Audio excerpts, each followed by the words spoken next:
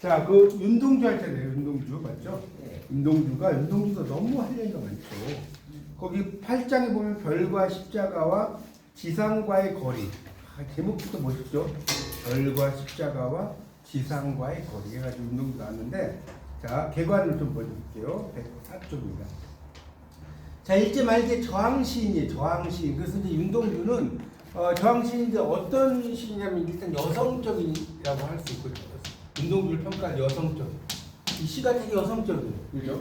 남성, 이육사하고 윤동주는 차원이 다르죠. 이육사는 뭐 매운 계절에 채찍에 갈겨 뭐 이러다가 또 까마득한 날 어디 하늘이 처음 열리고 어디 다구는 소리 들렸으랴 뭐 이렇게 나오잖아요. 완전 달라. 여성적이고 그 다음에 뭐라고 하냐면 윤동주의 시는 좀 써서 자아성찰이 많아요.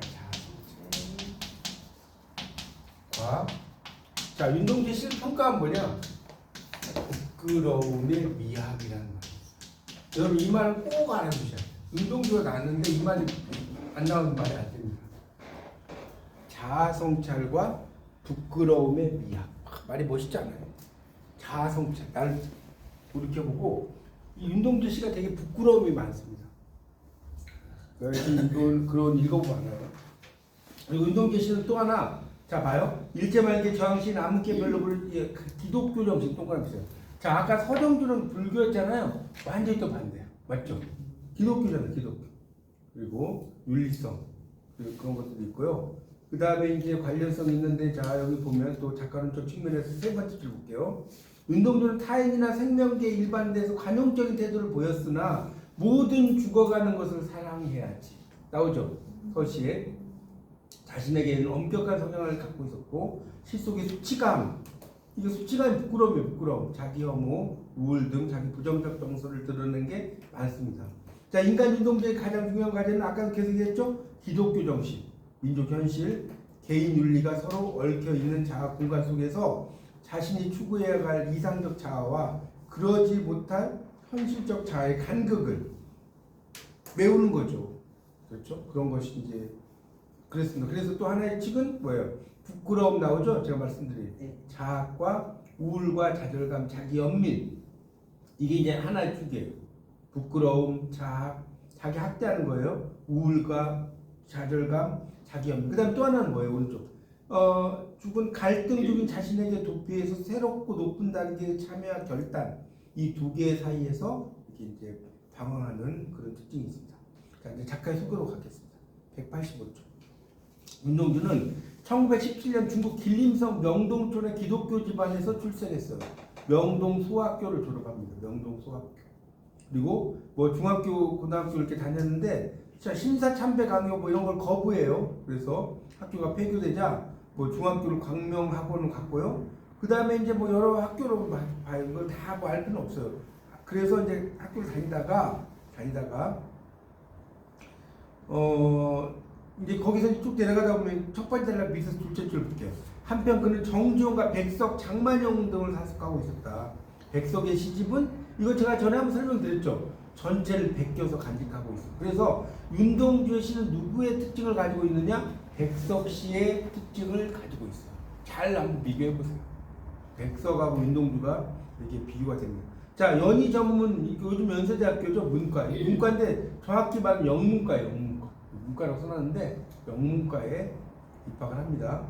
그래서 제가 이야기했죠. 10명 중에 조선시 삼국 식민지 시대 10명 중에 8명은 일본에서 영문과를 나와요. 그런 거 안 그런 거 한번 봐보세요. 백석도 영문과죠. 뭐 윤동주도 영문과죠. 이런 사람이 되게 많습니다. 하여튼 최만식 알죠? 네. 최만식도 영문과 나왔어요. 와세다 대학 영문과. 이게 되게 많습니다. 하여튼 그래서 그런 이제 작품들 썼고요. 뭐 이런 그래서 3학년 때 내가 나오죠. 팔복 위로 병원을 4학년 때 이런 걸 써요. 그러니까 윤동주는 뭐 한 4학년 때 거의 다 써버렸죠. 25세 때 십자가 또 다른 고향 별에는 밤 서시 간 이런 거. 이 간은 동시입니다. 동시도 썼어요. 그런 걸 썼습니다. 그리고 하동 출신의 정병호과 친교를 되게 사귀었고 이화여자 전문학교 분해 협성부에 다니면서 영어 성서도 공부했습니다.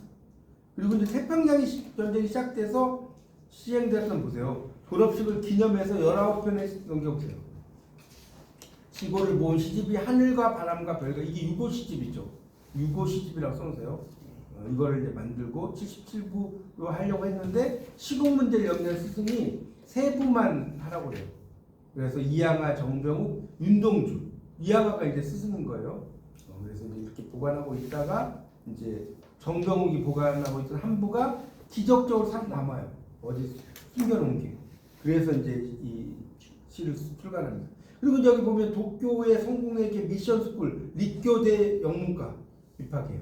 그러니까 연세대 영문과에 졸업하고 그리고 이제 시편들 써가지고 보내는데 이제 윤동주의 시 중에 여러분이 꼭 읽어야 될 작품이 뭘까요? 그 두 번째 단락의 넷째 줄에 보면 쉽게 쓰여진 시예요.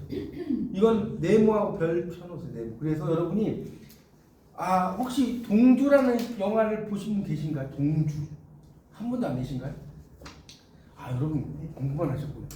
동주라는 영화를 꼭 보세요. 동주라는 영화를 그 정말 저는 뭐 이게 흥행은 못했는데 되게 감동적으로 봤거든요. 흑백으로 이렇게 나와가지고 강하늘이 윤동주 역할에 강하늘 알죠?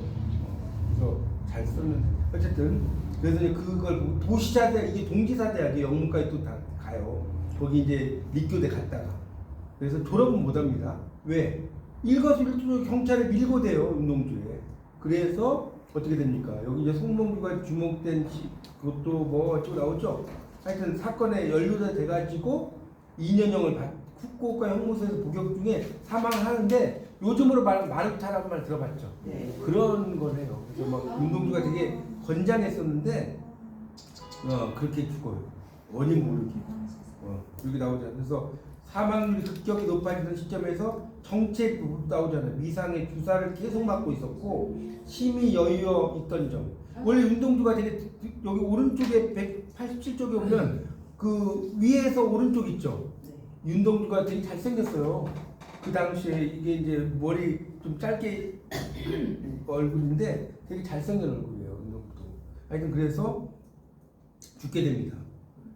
그래서 이제 작품 중에 가장 마지막에 쉽게 쓰여진 시 이게 이제 되게 명작이에요. 여러분 윤동주 하면 별에는 밤 뭐 물론 이제 그런 작품도 있어요. 그렇지만 윤동주의 작품 중에 하나를 골라라면 저는 진짜 쉽게 쓰여진 시라고 할 수 있을 것 같아요.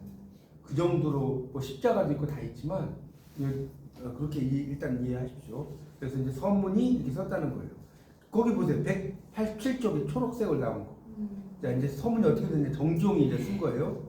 정종은 언어의 마술사잖아요. 무시무시한 고독 속에서 죽었구나. 29세가 되도록 시도 발표하여 본 적 없이. 윤동주는 시를 발표해 본 적이 없어요. 그걸 그냥 묶어가지고 그냥 낸 거지. 윤동주 어디다 이렇게 투고한 게 아니에요. 일제강점기에 날뛰던 부일. 부일은 친일하고 똑같은 말입니다. 친일 하면 좀 더 쉬울 거예요. 문사놈들이 그리 다시 보아 침을 베앗을 것 같을 뿐이나 무명 이름이 없었어요. 윤동주는 부끄럽지 않고 슬프고 아름답게 한이 없는 시를 남기지 않았나. 시와 시인은 원래 이러한 것이다. 어때 읽어보니까 짠하죠? 읽어보니까 그러니까 부끄럽지 않고 슬프고 아름답게 한이 없는 시를 남기지 않았냐는 거. 그렇게 평가합니다. 그렇죠? 그래서 이제 윤동주는 이제 요걸 좀 필기를 좀 할게요. 윤동주를 간단히 설명하면 어떻게 필기가 되냐면 자 1917년 자 1917년부터 쭉 있는데 1917년은 이 중국 길림성 불생이에요. 길림성 연변이죠. 요즘으로 말하면.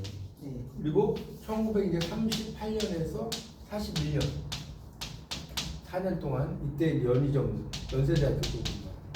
근데 연세대학교의 끝으로 이렇게 쭉 길 가면 윤동주 시비가 있어요. 연세대학교 가서 보시면 계시겠지만 그 다음에 1942년에서 43년 2년 동안 일본 유학을 하고요. 간단히 정리하는 겁니다. 1943년에서 45년에 수감됐다가 다시 이제 들어가. 수감과 복역이라고 하죠.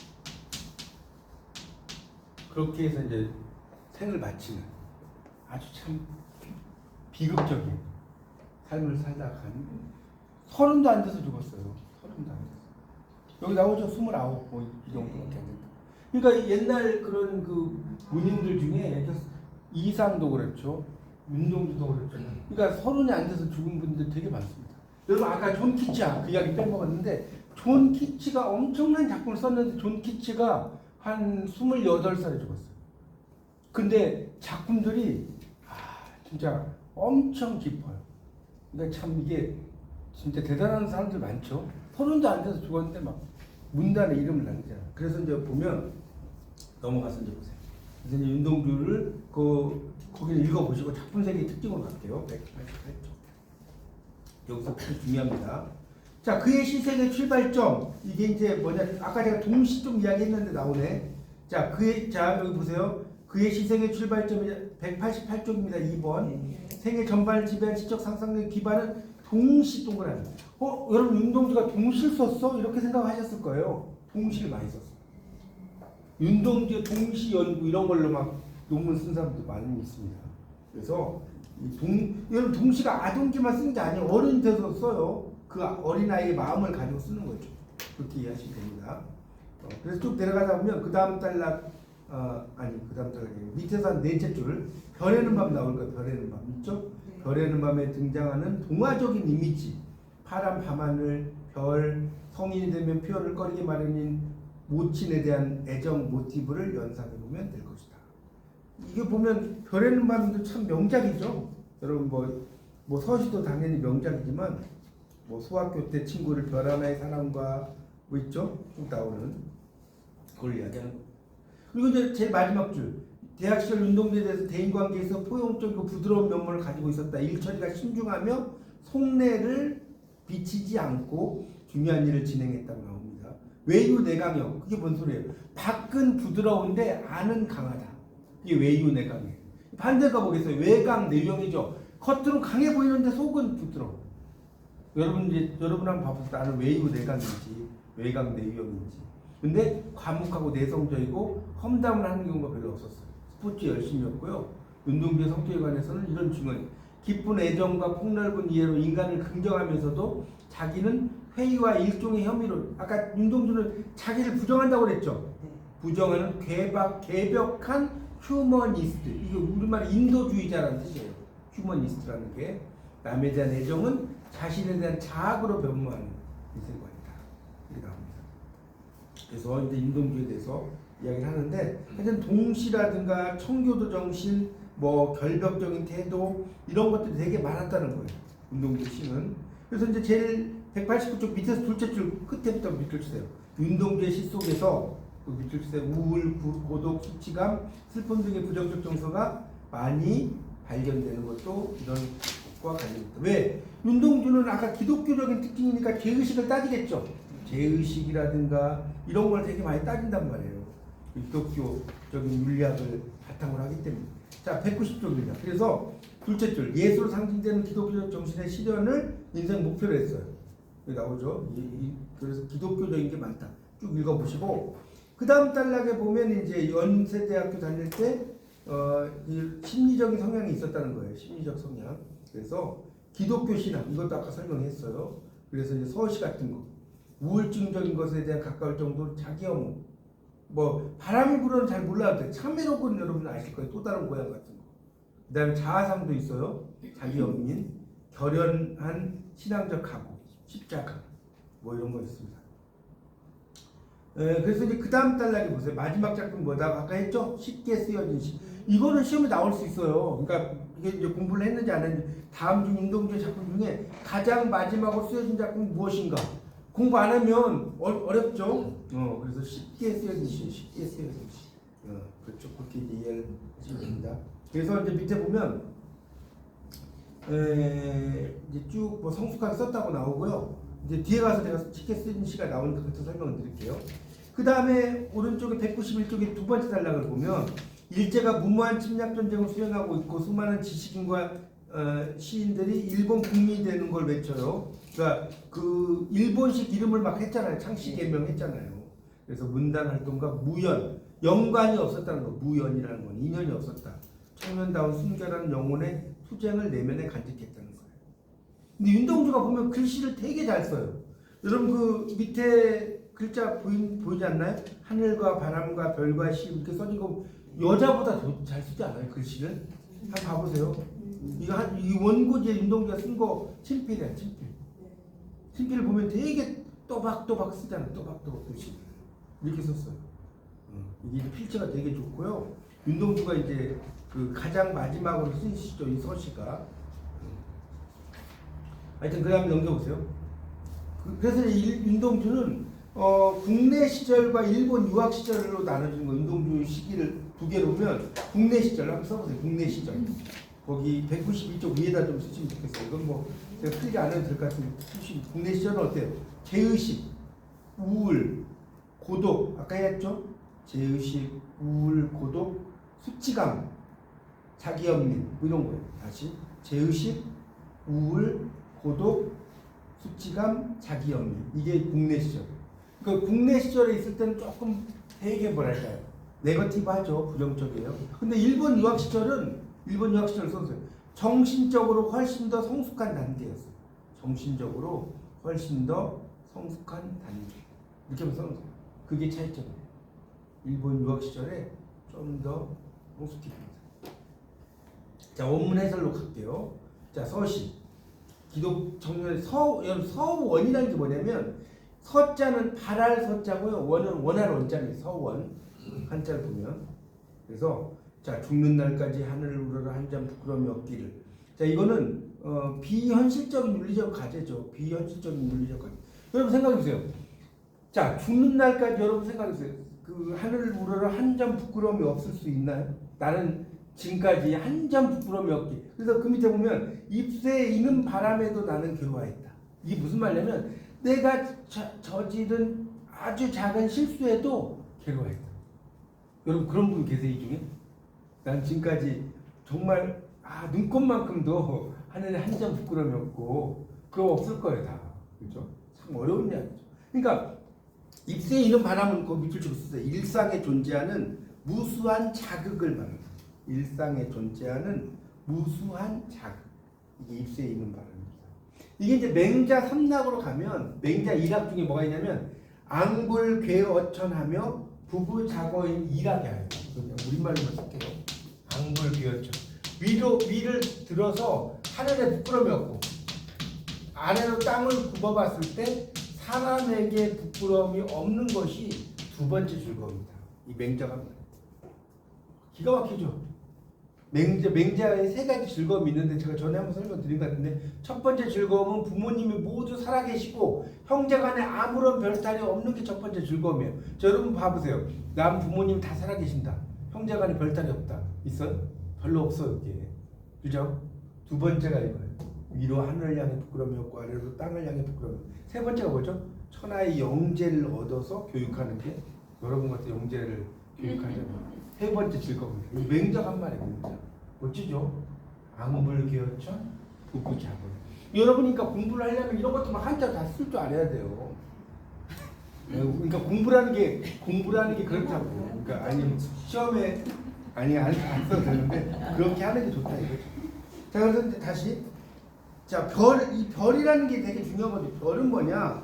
여러분 별은 어때요? 천상의 세계에서 빛을 발하잖아요. 맞죠? 그리고 지상의 존재들이 나아갈 길을 밝혀주는 존재가 별이에요. 모르시면 좀 써놓으시면 천상의 세계에서 빛을 발하면서 지상의 존재들이 나아갈 길을 밝혀주는 존재. 이렇게 쓰면 별에 대해서도 좀 있어 보이잖아. 말할 때. 별은 별이야. 이거보다. 그렇죠? 그렇게 딱 쓰는 거예요. 그래서 주어진 길. 그러니까 여기서 이제 그 저항시 시인의 길이겠죠. 오늘 밤에도 별이 바람에 스치운다. 이것도 이제 시대적인 관점으로 본다면 이 별이라는 거와 바람의 차이는 별이라는 것은 독립을 위한 어떤 몸부림이라고 볼 수 있겠고요. 바람은 일제 탄압이라고 볼 수 있는 거예요. 그렇죠? 이 시대적인 이런 걸 우리가 뭐라고 하냐면 이런 거를 뭐라고 그래요? 외제적 비평이라고 하는 거예요. 이 작품 자체만 보는 게 아니라 그 당시 시대적인 상황과 연결시켜 본다. 여러분 1년 후에 문학 비평론 공부하실 때 미리 그냥 맛만 보세요. 외제적 비평이라고 해요. 작품 외적인 걸 보는 거예요. 그래서 거기 이제 오른쪽에 나오는 그 193쪽까지 나오는 건 여러분 읽어보세요. 제가 설명을 드렸어요. 그래서 여기 이제 194쪽, 195쪽도 다 윤동주가 이제 그런 그 생각을 가지고 있다는 건데 그런 걸 이제 가지고 있다는 거예요. 그래서 이제 다른 거는 여러분 읽어보세요. 제가 시간 관계상 195쪽의 마지막 단락을 좀 보세요. 마지막 단락을 보면 윤동주가 그죠? 서시 속에 보여주는 의지의 세계는 물론 그것 자체로 아름답다. 보통 사람이 품기 어려운 서원 아까 있어요. 소망 같은 거 바라는 거 위시죠. 영어 위시 WISH 세계에 있기 때문이다. 그러나 서원이라는 것은 그것이 열매로 입증될 때야 참 의미를 갖는다는 거예요. 바라는 거 그렇지 않나요? 내가 바라기만 해. 그 의미가 없잖아요. 내가 그게 열매가 돼야지. 이 윤동주가 그 의지를 어떻게 결실지어 갔을지 한국인이 지켜보기에 허락된 인생이 너무도 짧고 극적이었다. 그렇죠? 아까 얘기했죠. 서른도 안 돼서 죽었다고 했잖아요. 그리고 십자가에 매달렸죠. 그래서 이제 십자가가 나옵니다. 여러분 십자가라는 시도 좀 들어보지 않으셨나요? 처음 들어보시나요? 좀 볼까요? 자, 아까 윤동주는 무슨 신자다? 그냥 기독교 신자가 아니고요. 독실한 기독교 신자였어요. 윤동주가. 독실한 주저자. 엄청난 그 기독교 집안에서 자랍니다. 그래서 쫓아오던 햇빛인데, 그러니까 이 쫓아오던 햇빛이 뭐냐? 자, 이거는 그냥 말로 해드릴게 지금 필기하려면 너무 시간 걸리니까 윤동주의 양심 속에, 윤동주의 양심 속에 깊이 자리하고 있는 또 다른 윤동주. 이 쫓아오던 햇빛이 이런 의미를 갖고 있는 거예요. 윤동주의 양심 속에 깊이 자리하고 있는 또 다른 윤동주. 여러분 보세요. 이런 식으로 공부하면 시 재밌지 않나요? 아, 시를 이렇게 분석하는 거예요. 윤동주의 양심 속에 깊이 자리하고 있는 또 다른 윤동주야? 또 다른 쫓아오던 햇빛인데 지금 교회당 댁이 십자가에 걸렸다. 자, 십자가 네모치세요. 여러분, 이 시가 재밌는 게 뭐냐? 자, 십자가 세 번째 줄 십자가 나오죠, 1년에. 근데 쭉 내려가 봐요. 밑에서 세 번째 줄 십자가가 허락된 다음에 십자가가 있어. 네모쳐봐요. 그러면 두 개의 십자가가 달라요. 어떻게 다르냐? 자, 첫 번째 나오는 십자가와 두 번째 나오는 십자가의 차이점. 재밌지 않나? 이런 공부하면 저만 재밌나? 첫 번째 십자가는 이건 제도적 상징이라고 해요.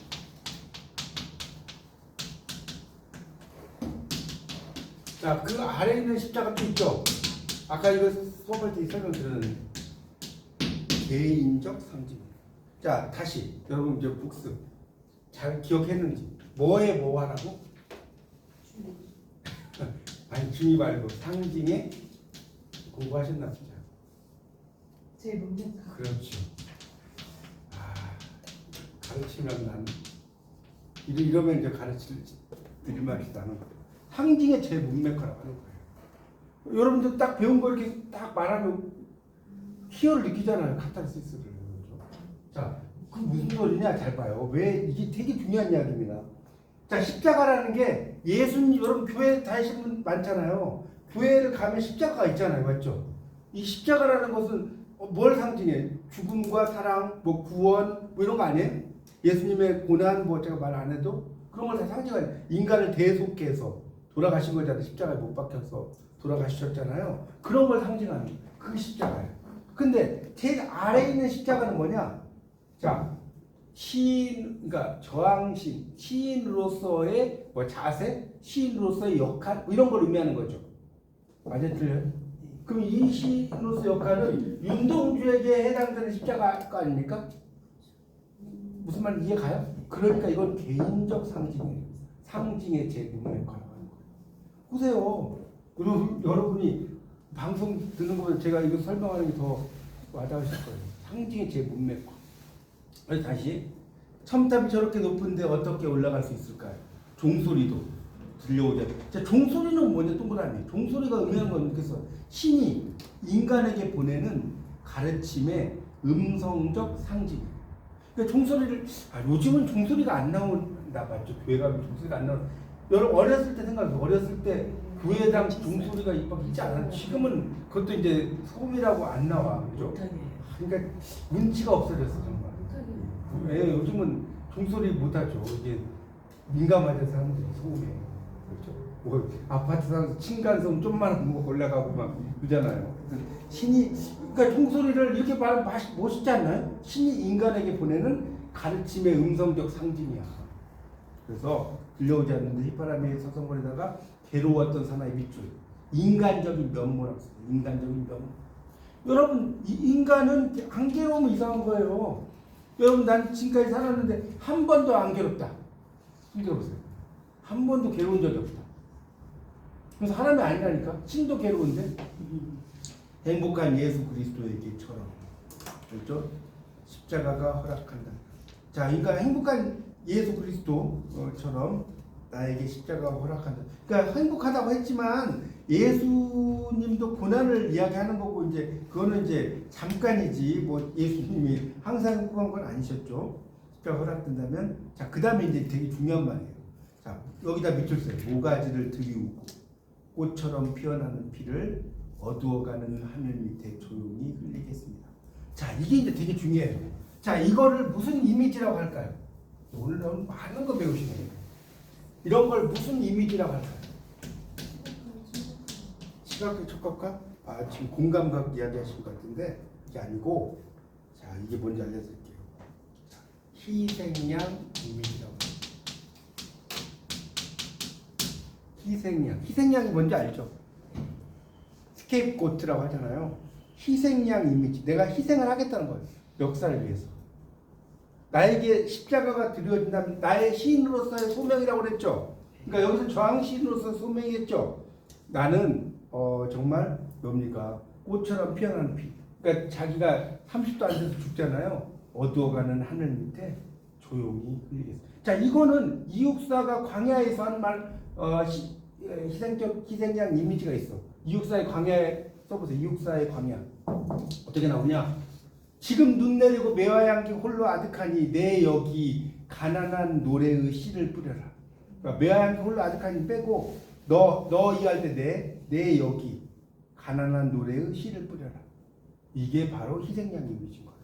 그러니까 이육사와 윤동주는 희생양 이미지가 있긴 한데 스타일이 달라. 그렇지 않나요? 맞잖아요. 이육사는 되게 남성적이죠. 눈 내리고 매화향기 홀로 아득하니 너 여기 가난한 노래의 씨를 뿌려라는 거예요. 그러니까 가난한 노래의 씨라는 것은 결국은 독립을 위해서 막 이렇게 투쟁하라는 거예요. 한마디로. 그걸 이렇게 시적으로 쓴 거고, 윤동주는 모가지를 두르고 꽃처럼 피어나는 피를 조용히 그냥 막 콸콸콸 조용히 흘리겠습니다. 이게 나오죠? 희생양 이미지. 꼭 알아두십시오. 윤동주의 시에서 희생양 이미지가 뭐냐 이야기를 해야 돼요. 그래서 거기 이제 197쪽부터 쭉 나오는데 그거는 이제 여러분이 쭉 읽어보시면 돼요. 3년 연적으로 쭉 나오는 이야기고요. 또 다른 거는 시간 관계상 여러분 읽어보시고 199쪽을 좀 볼게요. 199쪽. 그래서 거기 세 번째 달라. 그래서 자기에게 성실한 인간 윤동주의 특징이라는 거예요. 그러니까 되게 준엄한 기독교의식. 그래서 십자가의 길을 따르겠습니다. 라고 이야기를 했고요. 그래서 이제 윤동주를 신뢰하게 만든 원동력이고, 이렇게 이제 무가지 아까 이거 희생양 이미지라는 것도 설명을 하고 있습니다. 저 보세요. 이제 조금 읽어볼게요. 그 초록색 밑에 자신의 목을 베어 역사 앞에 바치겠다는 이 무섭고 결정적인 신앙 고백을 하는 자리에서 그는 피를 혼자 조용히 흘리겠노라고 했다. 아무도 보지 않는 곳에서 십자가에 매달려 죽겠다는 말은 일단 자신은 남들이 지켜보는 앞에서 매달릴 자격도 없는 인간이라는 자아의식에서 나오는 말이다. 그래서 윤동주 씨는 뭐다? 자아 성찰과 뭐다? 다시 부끄러움에 미약하다. 꼭 알아두시고요. 자, 그 다음에 이제 쉽게 쓰여진 시 여기 별 3개 쳐놓으세요. 이거 설명할 게 너무 많은데. 화해하는 두 자, 쉽게 쓰여진 시. 여러분 이 시는 정말 공부도 하시는데 제가 하나 좀 여러분에게 말씀드리고 싶고, 아직 리포트 좀 시간 있으니까 꼭 윤동주라는 영화 그 어디 다운을 받으시든가 보셨어도 다시 한번 보셔야 돼요. 왜냐면 그냥 그때는 그냥 공부하고 여러분 윤동주도 공부하고 보는 것도 다르거든요. 동주라는 영화가 있어요. 제가 이렇게 여러분에게 말씀드린 건 다 영양가 있느냐 이걸 말씀드린 건 꼭 보십시오. 여기에 보면 이 시계 쓰여진 시가 이제 윤동주가 일본에서 이제 공부를 하면서 비가 딱 내려요. 그때 이제 읽는 장면이 나오거든요. 그러니까 이 쉽게 쓰여진 시에 대해서 아는 사람은 그게 팍팍 와닿는데 모르는 사람은 윤동주다 서시밖에 모르는데 이게 와닿질 않아요. 아시겠죠? 자 보세요. 자 이게 어떻게 나오냐? 창밖에 밤비가 속살거려 육첩방은 나면 이게 뭔 소리냐면 육첩방이라는 게 뭐냐면 방석 알죠? 방석. 네. 방석 6개 깔아놓은 방이라는 거. 그러니까 실제로 뭐 방석 이걸 이제 축소 과장법이라고 하는데 방석 6개만 하면 되겠어요? 그만큼 작은 공간을 말하는 거죠. 이런 방석 6개 해봐야 반평도 안 돼. 그러니까 그만큼 작은 방을 말해요. 일본이라는 나라는 우리나라처럼 막 32평 이런 게 없어요. 그게 되게 조그만해. 그 사람들 자체가 축소 지향형 일본인이죠. 맞죠? 그래서 큰 걸 원하지 않죠. 그래서 이게 그러니까 육첩방이 남나라라는 거는 윤동주 특유의 시적인 공간을 말하는 거예요. 여기 지금 창밖에 밤비가 속살거려 육첩방은 남의 나라 이거 네모 쳐보세요. 네모. 그래서 윤동주 특유의 시적 공간. 그래서 이런 걸 이제 우리가 뭐라고 하냐면 이국적 정서라고 하는 거예요. 이거 영어로 뭐라고 하냐? 엑조티시즘이라고. 우리말 쓸게요. 엑조. 이거는 육적방은 우리나라에 없겠죠. 그죠? 네. 그 이국적 정서. 시를 이렇게 여러분 이렇게 분석해서 보면 되게 재밌다니까요. 이국적 정서. 창밖에 봄비가 속살거려 육적방은 남이나. 흰이란 슬픈 천명인 줄 알면서 한 줄 시를 적어볼까? 했어요. 자 이제 그 다음부터 이제 이야기가 진행됩니다. 어떻게 진행되냐? 땀내와 사랑내 포근히 품긴 보내주신 학비 봉투를 받아. 그러니까 이건 뭐냐? 여기다 이렇게 표시하고 써보세요. 이건 뭔 소리냐? 가족의 기대와 헌신으로 유학 생활이 이루어진 이걸 이야기해요. 맞죠? 지금 이 사람이 이제 윤동주가 뭐 이렇게 노동을 하면서 하는 게 아니잖아요. 그렇죠? 가족의 기대, 헌신 이걸로 뭐가 이루어져? 유학 생활이 이루어지는 거. 됐죠? 그래서 이제 그다음 봐요. 대학 노트를 끼고 늙은 교수의 강의를 들으러 간다. 대학 노트를 끼고 늙은 교수의 강의를 들으러 간다. 그러니까 그러니까 이게 뭐냐? 여러분 잘 보세요. 이게 되게 재밌는 거예요. 자 이게 왜 재밌냐면 지금 이 당시의 시국은 일제 탄압이 있을 시기에 없을 시기 있을 시기죠. 잘 봐요. 잘 생각해 봐요. 그러니까 시국은 험악해져. 날로 험악해지는 시국인데 청년의 고뇌와는 거리가 먼 상아탑의 풍경을 이야기해요. 거기다 써보세요. 청년의 고뇌와는 거리가 먼 상아탑의 풍경을 의미한다. 여러분 얼핏 보면 이 사람 일본 가서 공부하는 이게 아니라 시국은 이렇게 막 어수선해. 그러지 않겠어요? 이 일제 치하잖아 지금. 근데 상아탑은 전혀 그런 걸 아는지 모르는지 이해가시죠? 그걸 이야기하는 거예요. 자 생각해보면 어릴 때 동무들 하나 둘 죄다 잃어버리고 이건 소수. 자 그다음에 이제 자 나는 무얼 바라 나는 다만 홀로 친절하는 것일까. 여기다 또 이렇게 표시하세요. 스스로에 대한 자문. 스스로에 대한 자문. 됐죠? 자 그다음 보세요. 자 여기 네모 쳐보세요. 네모. 그다음 시 9절. 인생은 살기 어렵다는데 시가 이렇게 쉽게 쓰여지는 것은 부끄러운 일이다. 자 이게 엄청나게 중요한 거예요. 왜 그러냐면 윤동주 씨는 아까 뭐라고 했어요? 자아성찰과 부끄러움의 미학이라고 그랬죠. 그러니까 인생이 살기 어려워. 그럼 시도 어때야 돼? 쉽게 쓰여야 돼? 어렵게 써야 돼? 어렵게 써야 되잖아요. 근데 시가 막 쉽게 쓰여진다는 거. 그러니까 되게 이게 그 반어적인 표현이죠. 쉽게 쓰여진다는 게 부끄럽다고 나왔잖아. 자, 이게 그래서 이게 이제 여기다 써주세요. 여기다 표시하고 이게 참회의 대상인 거예요. 참회의 대상. 참회의 대상. 시가 이렇게 쉽게 쓰여지는 게 참회의 대상인 거예요. 자, 육적방은 남나라는 이제 똑같이 나오죠. 창밖에 밤비가 속살거리는데 이건 뭐냐? 이거 지금 2번 나왔죠. 이거 왜 그럼 2번 썼느냐? 이게 또 중요해. 현재 시적자가 다 쓰세요. 제가 필기하려면 너무 시간 걸리니까. 현재 시적자가 놓인 상황을 다시 한번 환기함. 현재 시적자가 놓여 있는 그 상황이 있을 거 아니에요? 이걸 뭐 한다? 다시 한번 환기하는 거예요. 육적방이 남의 나라 창밖에 밤비가 속살거리는. 자, 그 다음에 네모 쳐놓으세요. 등불을 밝혀 어둠을 조금 내몰고 시대처럼 올 아침을 기다리는 최후의 나. 내몰치세요. 자, 그리고 쓴 다음에 이제 뭐라고 쓰냐면, 자, 이거는 이제 두 가지가 있는데 1번은 적극적인 빛의 이미지. 맞죠? 시대처럼 아침을 기다리는 최후에다 등불을 밝혀 적극적인 빛의 이미지고요. 2번 새로운 시대가 오고 말 것을 믿는 새로운 나. 새로운 시대가 오고 말 것을 믿는 새로운 나. 자, 여러분 동주라는 영화를 보면요, 어떤 게 장면이 나오냐 꼭 봐보세요. 어떤 장면이 나오냐? 1번 순사가 자 윤동주를 이제 잡아서 신문을 해요. 신문을 할 때 어떻게 하냐? 쉽게 쓰여진 시를 가지고 이야기해요. 자, 네가 쓴 시 중에 등불을 밝혀 어둠을 조금 내몰고 안 본 사람 봐보세요. 거짓말 아니니까. 시대처럼 올 아침을 기다리는 최후의 나라는 의미가 뭐야? 막 엄청나게 다그쳐요. 무슨 말 이해가요? 그러니까 결국 이건 독립을 암시적으로 비치는 거 아니에요? 여러분이 이렇게 봐도? 그래 안 그래요? 시대처럼 올 아침이라는 것은 그 독립을 의미하는 거예요. 그걸 기다린다고 했고, 그러니까 그 당시에 검열이라는 게 있잖아요. 시에 대한 검열. 그래서 이걸로 이제 결국 이 시가 하나의 쉽게 쓰여진 시가 일제가 이제 윤동주를 구속을 하는 하나의 단서가 돼요. 그 영화에 나온다니까요, 진짜로. 시대처럼 올. 그래서 마지막에 나는 나에게 적은 손을 내밀어 눈물과 위안으로 잡는 최초의 학수. 자, 이건 뭐냐면, 자, 거기다 또 쓰세요. 이렇게 표시하고. 이상적 자아가 현실적 자아를 보듬어 안고 감.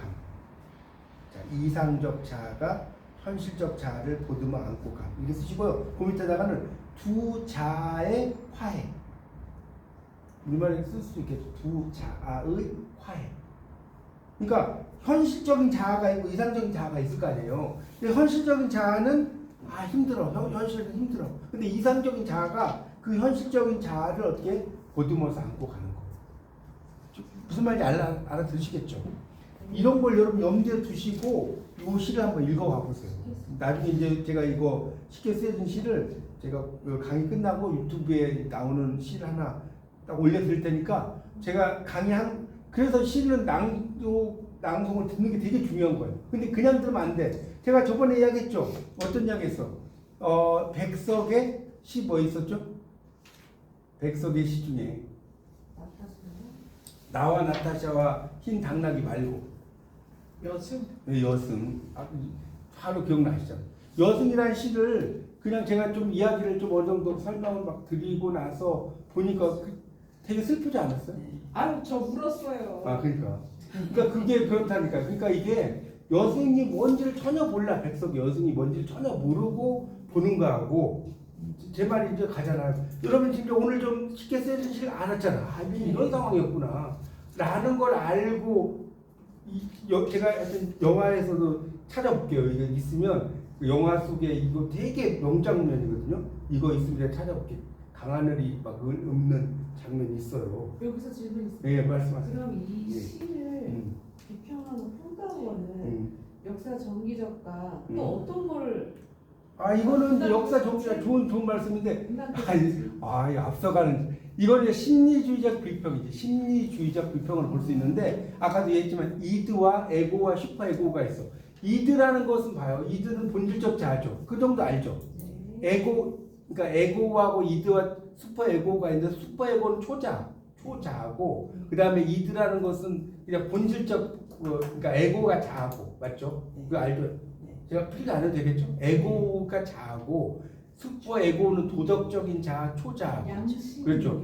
그러니까 뭐 그런 거지. 그렇죠. 에고. 그다음에 이드가 본능적 충동이잖아요. 지금 이 윤동주라는 시인 자체가 두 가지 양면을 가지고 있는 거죠. 아까도 이야기했지만 그냥 부모님이 보내주는 학비 그런 걸 가지고 다녀. 그거는 그냥 나의 본능적 충동인 거지. 그렇지 않나요? 맞아 틀려요. 그런데 또 한편으로는 내가 이렇게 지금 일제하에 독립도 안 된 상황에서 내가 이렇게 공부를 하는 게 맞는가? 라고 하는 슈퍼에고, 어떤 도덕적인 자아, 초자아가 있을 거 아니에요. 그것과의 계속적인 갈등이죠. 그래서 이거는 그런 의미에서 심리주의 비평으로도 볼 수 있고요. 또는 이제 마르크스주의적 비평으로 본다면 결국은 이게 어떤 그 일자본가, 그러니까 부르주아와 프롤레타리아 사이에 어떤 이야기도 될 수가 있는 거예요. 왜냐하면 어쨌든 지금 다른 사람들은 지금 막 열심히 막 뭡니까 하층민 활동도 하고 있는데 나는 그래도 어느 정도 부르주아를 생활을 통해서 그 일본에 가서 교육을 받는 게 아무나 가겠을 생각이 없어요. 맞아요. 이 당시에. 그러니까 그런 상황인데 내가 과연 이렇게 해도 되는 건가? 그러니까 부르주아와 프롤레타리아의 갈등 뭐 이렇게 또 볼 수도 있는 것이고 여러 가지로 볼 수 있죠. 한두 개가 아니죠. 그 틀 여러 가지. 네. 그래서 이제 봐요.立교대 지금 이 시간에 좀 끝내려고 했더니 좀만 더 볼게요.立교대 영문과 시절 도쿄의 교회 2층 하숙방에 썼다는 작품이고, 육접방 나오잖아요. 제가 아까 다다미, 그러니까 6장이 깔린 방이에요. 그러니까 실제로 뭐 6방이 아니라 그만큼 작은 것을 의미한다라고 보시면 됩니다. 그래서 일본의 목조각이 벽이 얇고 창문이 커서 소음과 빗소리가 되게 잘 들리게 돼 있대요. 그럼 어떻게 보면 한편으로는 운치가 있지 않겠어요? 공부하는데 막 이렇게 쫙. 그러니까 여기 휴야우중이라는 그 최치원의 작품에서도 보면 창의 삼경우요 등전 말리심이라 이렇게 나오잖아요. 창밖에 삼경 11시에서 1시에 비가 내리는데 고향을 생각하는 마음이 말리를 달린. 그러니까 여러분이 이런 시가 딱 나오면 아 이거 최치원의 휴야우중 이국적 정서 막 이렇게 나오는 거예요. 공부가. 그래서 근데 그런 상황 속에서 쓴 거라는 거예요. 그래서 이제 제일 밑에 봐요. 나는 무얼 바라? 이제 다 초록색 나와요. 나는 다만 홀로 침전하는 것일까? 그러니까 일본 유학생은 의미가 없는 것이었을까? 자, 이 시가 쓰이기 한 달 전, 자 여기 징병제가 실시됐대요. 여기 나오죠? 일본 내에서 결정됐고 6월 초라면 동남아 뭐 이쪽에 일본 태평양 전쟁을 결정짓는 이런 시기였어요. 그래서 십자가의 길을 가기로 한 운동들 둘러싸고 있었던 거는 출세하기를 원하는 집안의 기대, 제국대학에 들어갔어요. 그러니까 제가 말씀드린 거 맞잖아요. 험악해지는 시국, 징병을 피해 출세의 길을 가고 있는 부끄러운 자화상. 이런 것들에 대해서 생각을 했다. 그러니까 우리는 그냥 이 작품을 그냥 편하게 읽지만 그 윤동주가 이 시를 쓰면서의 윤동주의 고뇌를 한번 생각해 보세요. 그리고 여러분 그 맛에 시를 공부하는 거예요. 시를 그래서 어찌라고? 그럼 뭔 재미를 거예요? 내가 윤동주가 돼야 돼. 그렇지 않나요? 여러분이 작품을 읽을 때.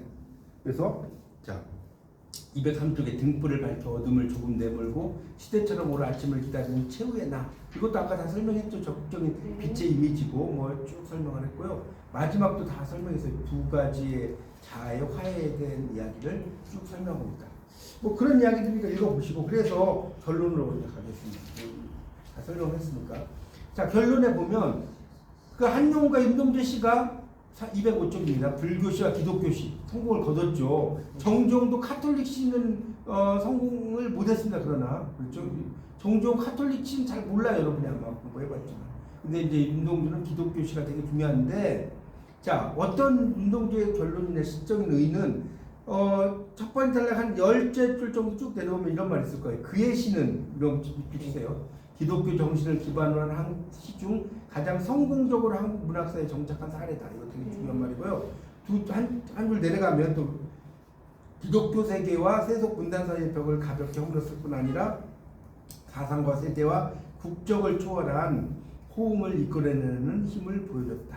이건 되게 중요합니다. 이게 이제 첫 번째이고 두 번째는 뭐냐? 암흑기의 별. 자, 일제강점기 민족어를 문학어로서 연마하고는 노력을 기원하는 기독교 민족주의자로서 면모 이런 거 그런 것을 기독교주의자로서 면모. 자, 세 번째는 뭐예요? 아마추어리즘. 그러니까 이 사람은 프로가 아니었다고 했잖아요. 그런데 수준 높은 근대시 형상을 갖췄다는 거예요. 그리고 이제 여러분 여기서 중요한 단어가 뭐였냐면 내성이라는 단어가 나와요. 내성. 이 뭐냐면 안내자에 살필 성자예요. 안내자. 그럼 내성을 여러분 아까 설명해서 네 글자로 뭐라고 했어요? 자, 뭐와 부끄러움에 비하여 자아성찰을 말해요. 내성이 자아성찰 같은 말이에요. 자아성찰 영어로 셀프 리플렉션.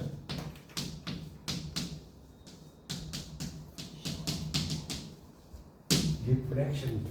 자기를 돌아보는 거죠. 이 자아성찰. 이게 한국 근대시의 사상적 형상적 영역을 갖고 있다. 야, 여러분 보세요. 백석하고 물론 이제 비슷한 면도 있지만 다른 면도 많죠. 백석도 자아성찰을 했지만 백석만큼보다 좀 더 다르죠. 윤동주만의 또 약간 여성적인 어쩌고 이런 게 있지 않나요? 읽어보니까. 그래서 여러분이 이 윤동주의 작품 중에 정말 가장 훌륭한 작품을 골라라고 하면 뭐다? 이건 뭐 제 생각이지만 저는 쉽게 쓰여진 시라고 생각해요. 뭐 다른 여러 작품들도 있겠지만 그 일제하에 그런 어떤 시인의 어떤 고독, 그렇죠? 그런 것들을 참 잘 쓴 작품이라고 생각이 듭니다. 예, 좀 적다. 네.